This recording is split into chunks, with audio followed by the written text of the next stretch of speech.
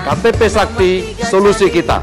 Coblos nomor 3. Calon Presiden nomor urut 3, Ganjar Pranowo, menyatakan bahwa dirinya bakal menerapkan sistem satu data Indonesia bagi masyarakat melalui program Kartu Tanda Penduduk Sakti atau KTP Sakti apabila terpilih menjadi presiden dalam pemilu 2024. Menurut Ganjar, dengan KTP Sakti tersebut, masyarakat dapat mengakses berbagai bantuan pemerintah dengan lebih mudah.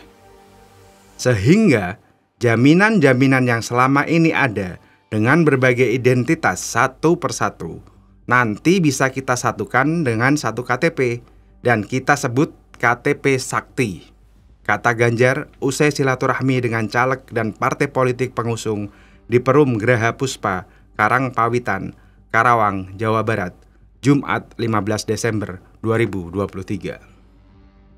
Mari kita tilik dan cermati lebih dalam apa sebenarnya KTP Sakti itu.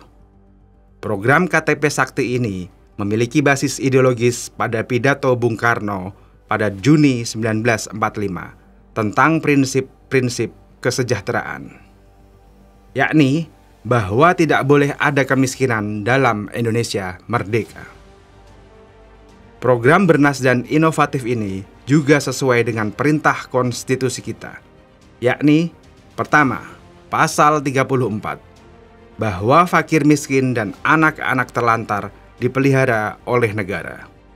Kedua, Pasal 27, bahwa setiap warga negara berhak atas pekerjaan dan penghidupan yang layak bagi kemanusiaan.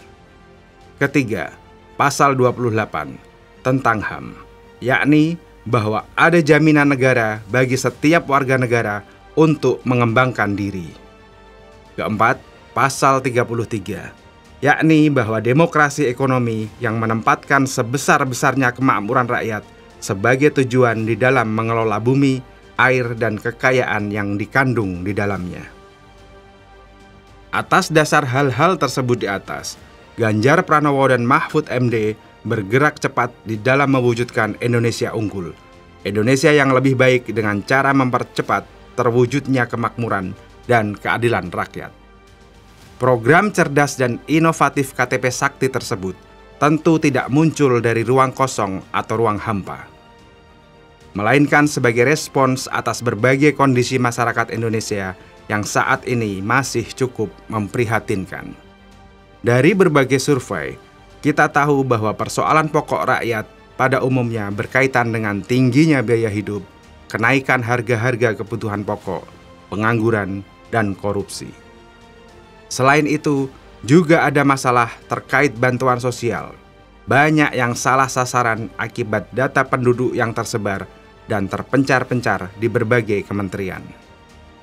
Adapun solusi-solusi yang nantinya ditawarkan oleh program KTP Sakti ini antara lain adalah KTP Sakti merupakan inovasi kebijakan dengan menyatukan seluruh data atau single ID dan menyatukan seluruh kondisi sosial ekonomi untuk dimasukkan dalam identitas sosial ekonomi rakyat.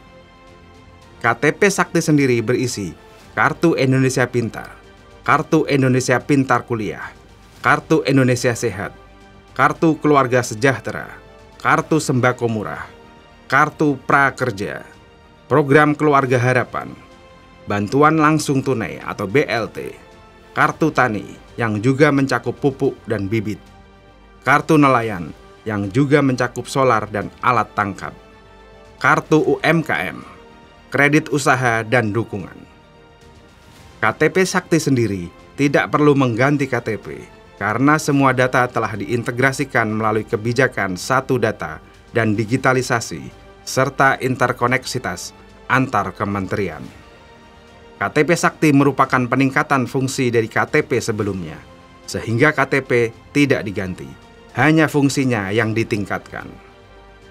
Dengan memerangi korupsi, maka harga bahan pokok bisa lebih murah, korupsi pangan diberantas, kualitas pendidikan meningkat, rekrutmen TNI, Polri, dan aparatur sipil negara bebas dari pungutan liar, kualitas hidup rakyat meningkat, dan lapangan kerja masif diciptakan.